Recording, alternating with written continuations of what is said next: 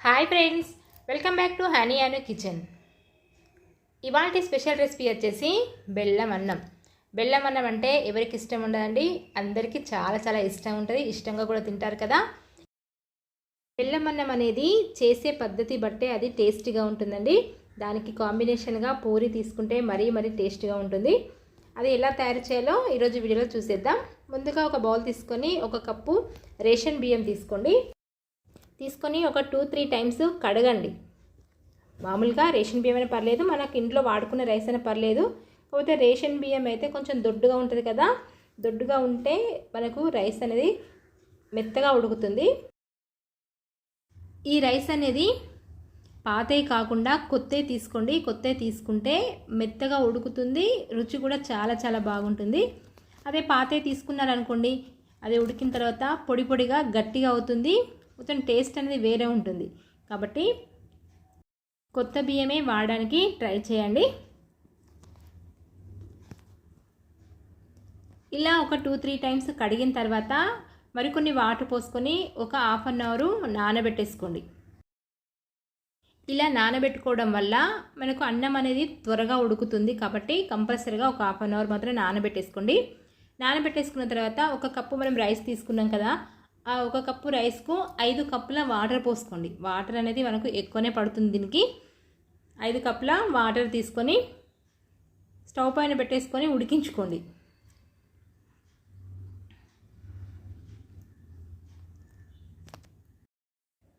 ఇలా పొంగు వచ్చిన తర్వాత ఒకసారి మూత తీసుకొని కలుపుకోండి.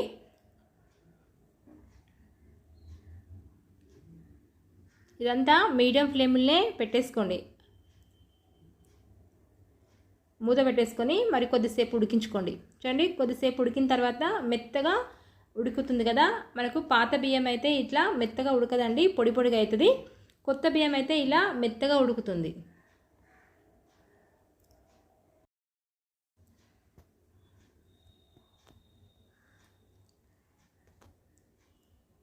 ఇలా మెత్తగా ఉడికిన తర్వాత ఒకసారి మొత్తం కలుపుకొని ఒక కప్పు బెల్లం తీసుకోండి. మీకు తురిమిన బెల్లమైనా పర్లేదు, లేకుంటే మనకు బయట షాపులలో దొరుకుతుంది, ఆ పొడైనా పర్లేదండి. దీనికి బదులుగా చక్కెర వాడుకున్నా కూడా చాలా టేస్టీగా ఉంటుంది. మీకు ఏది అందుబాటులో ఉంటే అది వేసుకోండి. ఇలా వేసుకొని బెల్లం మొత్తం కరిగే వరకు ఒకసారి కలుపుకోండి.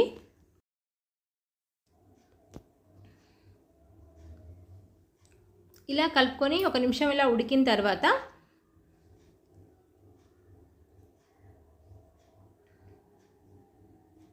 అందులో ఒక కప్పు చిక్కటి పాలు పోసుకోండి. ఈ పాలు అనేది వేడి చేసి చల్లార్చిన పాలు పోసుకోండి. ఫస్టే పాలు పోస్తే ఏమవుతుందంటే పాలు అనేది విరిగిపోతుంది. కాబట్టి చివర్నే దింపే ముందు ఒక 2-3 నిమిషాలు దింపే ముందు పాలు అనేది పోసుకోండి. ఇలా పాలు పోసుకొని మొత్తం ఒకసారి కలుపుకొని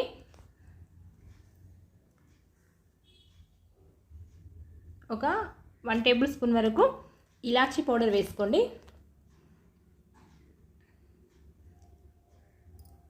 తర్వాత ఎండు కొబ్బరి ఇట్లా తురిమి వేసుకోండి. మీకు నచ్చితే వేసుకోండి, లేకుంటే స్కిప్ చేయొచ్చు.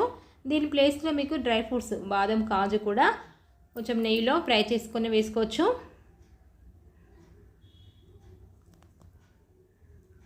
ఇలా వేసుకొని స్టవ్ ఆఫ్ చేసేసుకోండి. ఇది కొంచెం చల్లారిన తర్వాత కొంచెం గట్టి పడుతుంది.